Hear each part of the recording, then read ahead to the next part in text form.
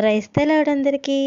ఈరోజు మనం ఆదికాండం 19వ అధ్యాయాన్ని వివరించుకుందాం. ఈ అధ్యాయంలో 4 అంశాలున్నాయి. 1, సొదొమలో దేవదూతల రాక. 2, సొదొమ ప్రజల దుర్మార్గం. 3, దేవుని కృపలో రక్షణ ఆరంభం. 4, లోతు కుమార్తెల యొక్క పాపం. ఇప్పుడు ఒక్కొక్కటిగా మనము వివరించుకుందాం. ఆదికాండం 19వ అధ్యాయం 1వ వచనంలో, ఆ ఇద్దరు దేవదూతలు సాయంకాలమున సొదొమకు వచ్చిరి. లోతు సొదొమ వాకిట కూర్చుండెను. వారిని చూచి ఎదురు బయలుదేరి సాష్టాంగముగా నమస్కరించెను. దేవుని యొక్క కృప. దేవదూతలు సొదొమకు రావడం దేవుని తీర్పు ముందు చివరి హెచ్చరిక. ఇది కేవలం విధ్వంసం కోసం రాక కాదు, రక్షణ కోసం రాక. దేవుడు నాశనానికి ముందుగా ఎల్లప్పుడూ తన కృపను చూపిస్తాడు. లోతు ఇంకా ఆ నగరంలో ఉన్నాడు. అబ్రహాము ప్రార్థనకు ప్రతిస్పందనగా దేవుడు ఆ ఇద్దరు దేవదూతలను పంపించాడు. తీర్పు ముందు కృప ఎల్లప్పుడూ వస్తుంది. దేవదూతలు సాయంత్రం వచ్చారు, అంటే అంధకారం మొదలయ్యే సమయం. సొదొమ ప్రజల పాపంలో అంధకారం పెరిగిన స్థితిని సూచిస్తుంది. కానీ అదే సమయంలో దేవుని వెలుగు ఆ అంధకారంలోకి ప్రవేశించి చీకటిలో వెలుగు ప్రకాశిస్తుంది. చీకటి దానిని ఆపలేదు. లోతు పాప పట్టణంలోనూ నీతిమంతుడు.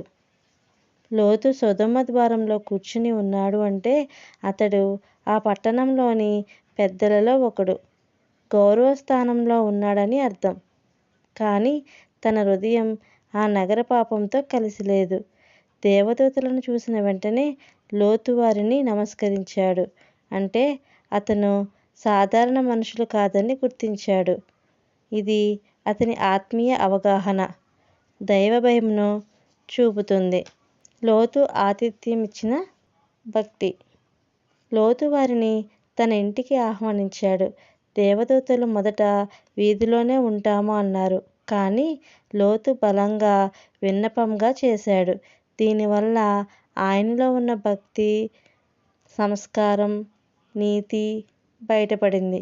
సొదొమలో పాపం విస్తరించిన లోతు మనసులో దేవభక్తి అగ్ని ఇంకా ఉంది.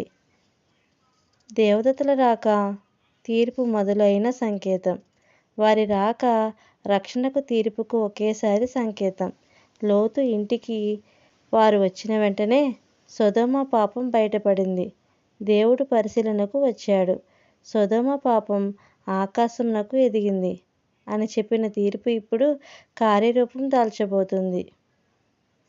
దేవుని దూతలు మన జీవితంలో కూడా వెలుగులాగా వస్తారు.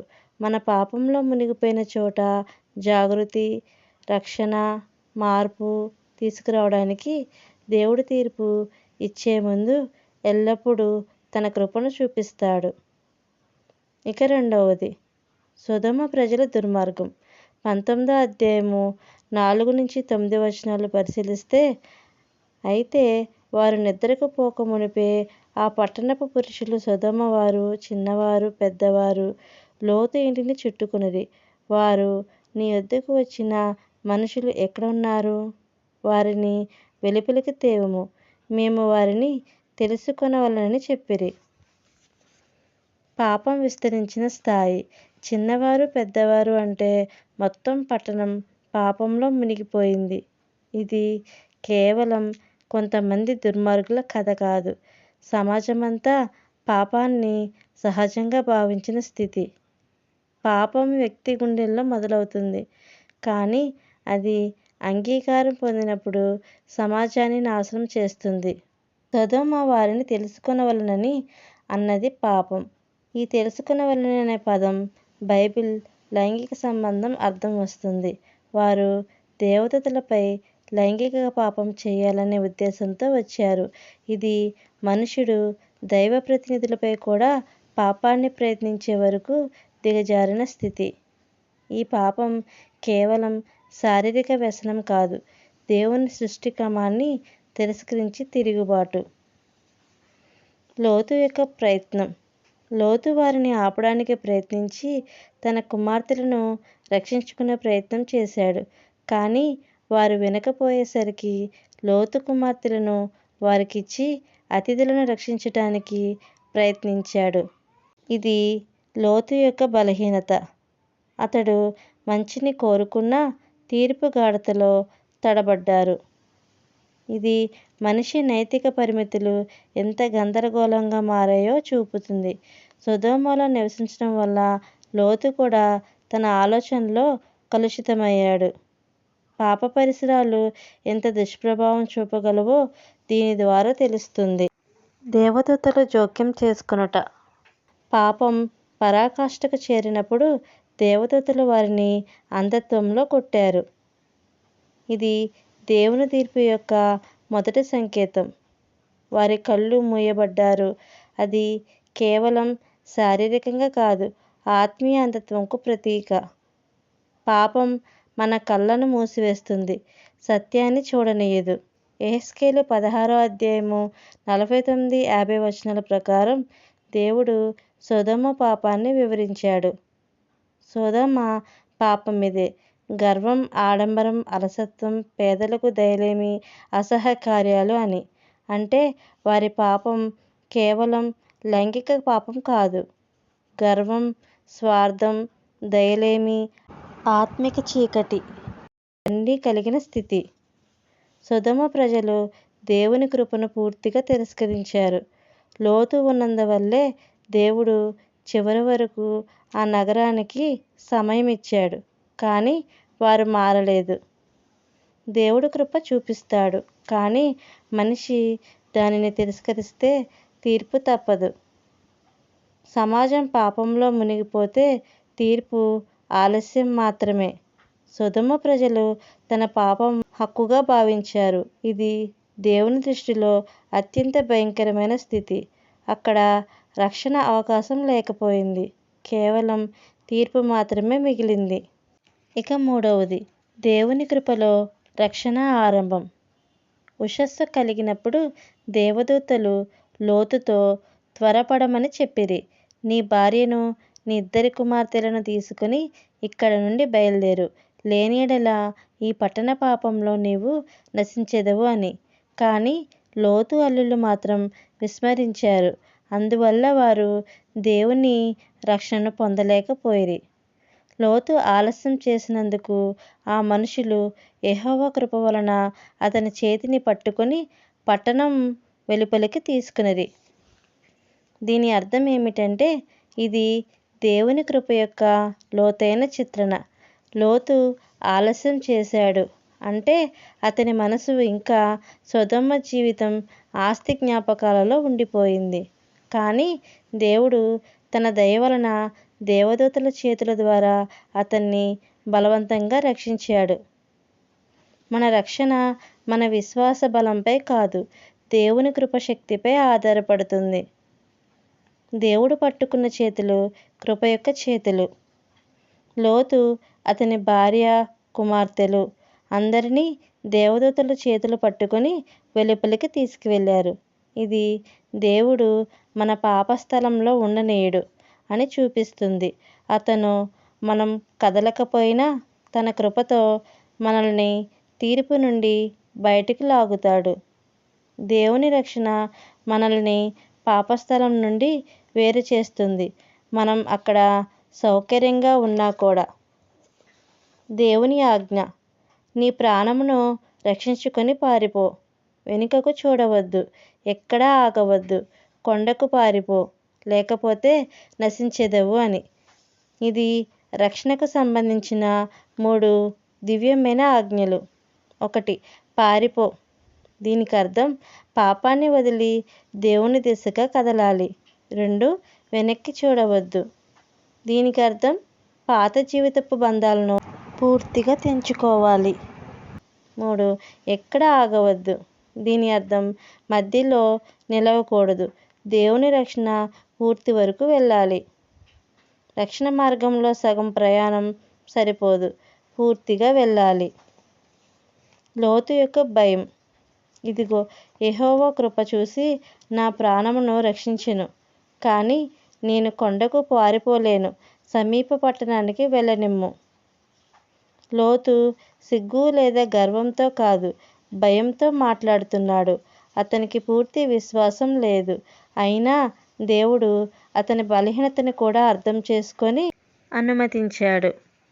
దేవుడు కేవలం పరిపూర్ణను రక్షించడు, భయపడుతున్న వారిని కృపతో మోస్తాడు. సోయర్ పట్టణం రక్షణ స్థలానికి చిహ్నం. సోయర్ అంటే చిన్నది అని అర్థం. లోతు ఆ చిన్న పట్టణంలో ఆశ్రయం పొందాడు. దేవుని తీర్పు. యెహోవా ఆకాశం నుండి సొదొమ గొమొర్రాపై గంధకాన్ని కురిపించెను. అంటే రక్షణ దేవుని సరిహద్దుల్లోనే ఉంది. లోతు బయటపడ్డ వెంటనే తీర్పు కురిసింది. దేవుడు తీర్పును ఆపడం కృప కోసం మాత్రమే. లోతు రక్షించబడినది అతని నీతి వల్ల కాదు. అబ్రహామును దేవుని ముందు ప్రార్థించాడు. దేవుడు తన సేవకుని ప్రార్థనను గుర్తు చేసుకున్నాడు. నీతిమంతుని ప్రార్థన వలన ఇతరులు రక్షించబడవచ్చు. మన ప్రార్థన దేవుని దృష్టిలో విలువైంది. దేవుని కృప వల్ల దేవుడు తీర్పు సమయంలో ఉన్నప్పుడు కూడా ఒక విశ్వాసి కోసం తీర్పును ఆలస్యం చేస్తాడు. మనం ఎంత సొదొమ మధ్యలో ఉన్నా దేవుని కృప మన చేతిని పట్టుకొని బయటకు తీసుకెళ్తుంది. కానీ వెనక్కి చూడకూడదు. వెనక్కి చూస్తే తీర్పు, ముందుకు చూస్తే జీవం. కానీ లోతు భార్య వెనక్కి చూసింది. ఆమె ఉప్పు స్తంభమాయెను. ఇది బైబిల్లో అత్యంత లోతైన ఆత్మీయ పాఠం. ఆమె శరీరంలో బయలుదేరిన మనసుతో మాత్రం సొదొమలోనే ఉండిపోయింది. వెనక్కి చూడడం అంటే కేవలం చూపు కాదు, హృదయం ఇంకా పాపంలో బంధింపబడింది అన్న సంకేతం. దేవుడు మనలను తీర్పు నుండి రక్షిస్తాడు. కానీ మన హృదయం పాపానికి తిరిగి మళ్ళితే ఆత్మిక మరణం. ఉప్పు స్తంభం యొక్క అర్థం. ఉప్పు స్తంభం స్థిరమైన హెచ్చరిక. అది యుగయుగాలకు సాక్షిగా నిలిచింది. పాపంలో వెనక్కి తిరిగే ప్రతి మనిషికి ఇది గుర్తు. రక్షణను తేలికగా తీసుకోవద్దు. ఇక 4వది, లోతు కుమార్తెల యొక్క పాపం.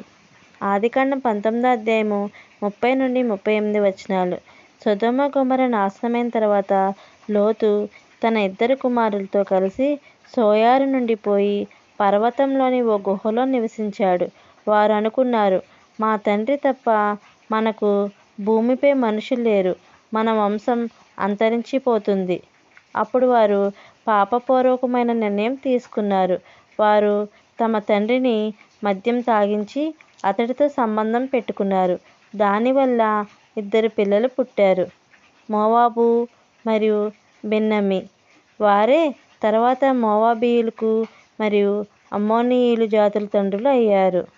భయం నమ్మకాన్ని కోల్పోయిన మొదటి కారణం. సొదొమ గొమొర్రా నాశనం అయిపోయిన తర్వాత ఆ 2 కుమార్తెల మనసులో భయం ఏర్పడింది. వారికి అనిపించింది, ఇప్పుడే ప్రపంచంలో మిగిలింది మనమే. దీనివల్ల వారు దేవునిపై విశ్వాసం కోల్పోయారు. మన జీవితంలో భయం వచ్చినప్పుడు మనం దేవునిపై నమ్మకం కోల్పోతే పాప నిర్ణయాలు తీసుకుంటాం. దేవుని సన్నిధి లేకపోవడం భయానికి మూలం. వారిలో ఉన్న అపార్థం. వారికి అనిపించింది, మన తండ్రి ద్వారా మన వంశాన్ని కొనసాగించాలి అని. వారికి ఆ నిర్ణయం సరైనదే అని అనిపించింది. కానీ అది దేవుని చిత్తానికి విరుద్ధం. ప్రపంచపు కష్ట సమయంలో మన నిర్ణయం దేవుని వాక్యానికి విరుద్ధమైతే ఆ నిర్ణయం ఎంత సరైనదిగా కనిపించినా పాపమే. లోతు యొక్క బలహీనత. లోతు ఒకప్పుడు నీతిమంతుడైన తన భార్యను, తన ఆత్మీయతను, తన సమతుల్యాన్ని కోల్పోయాడు. అతడు మద్యం తాగి తన సంతానంతోనే పాపంలో పడ్డాడు. పాపం మన చుట్టూ ఉన్నప్పుడు మన ఆత్మీయ జాగ్రత్త లేకపోతే మనం సులభంగా పడిపోతాం. లోతు సొదొమ నుండి బయటకు వచ్చాడు, కానీ సొదొమ అతని మనసులోనే మిగిలిపోయింది. మరి దేవుడు ఎందుకు ఇలా అనుమతించాడు? దేవుడు ఈ సంఘటనను జరగనివ్వడం వల్ల ఒక పాఠం ఉంది. ఆ పాప సంబంధాల వల్ల పుట్టిన మోవాబీయులు మరియు అమ్మోనీయులు తర్వాత ఇశ్రాయేలుకు విరోధులుగా మారారు. ఇది పాపం ఫలితాలు ఎంత దూరం ప్రభావం చూపుతాయో చూపుతుంది. ఒక చిన్న తప్పు నిర్ణయం తరతరాల పాటు దుఃఖం తెస్తుంది. దేవుని కృప పాపం మధ్యలో కూడా. అయినా దేవుడి కృపతో వ్యవహరించాడు. మోవాబీయులు సంతానంలో నుంచే రూతు పుట్టింది. రూతు, బోయాజు, ఓబేదు, మెస్సయి, దావీదు, యేసుక్రీస్తు వరకు వంశం వచ్చింది. ఇది అసాధారణమైన సత్యం. పాపం వల్ల పుట్టిన జాతి నుంచే దేవుడు రక్షణ వంశాన్ని తీసుకొచ్చాడు. దేవుని కృప మన పాపాన్ని మించి ఉంటుంది. లోతు కుమార్తెల యొక్క పాపం నుంచి ఆత్మీయ పాఠం. భయం మన విశ్వాసాన్ని దెబ్బతీస్తుంది. దేవుని చిత్తం లేకుండా చేసే నిర్ణయం పాపం. పాప ఫలితాలు తరతరాల పాటు ఉంటాయి. దేవుని కృప ఎప్పుడు పాపాన్ని మించి ఉంటుంది. లోతు కుమార్తెల కథ మనకు హెచ్చరిక. భయంతో కాదు, విశ్వాసంతో నడవాలి. ఇక చివరిగా, పాపం వలన మనిషి పుడతాడు, కానీ దేవుని కృప వలన కొత్త వంశం, కొత్త ప్రారంభం కలుగుతుంది. సో ఇది ఫ్రెండ్స్, మీకు ఎలా అనిపించింది? మీకు ఈ అధ్యాయం ఆత్మీయంగా ఉన్నట్లయితే లైక్ చేయండి, షేర్ చేయండి, సబ్స్క్రైబ్ చేయడం మాత్రం మర్చిపోకండి. మరొక కొత్త టాపిక్తో కలుసుకుందాం.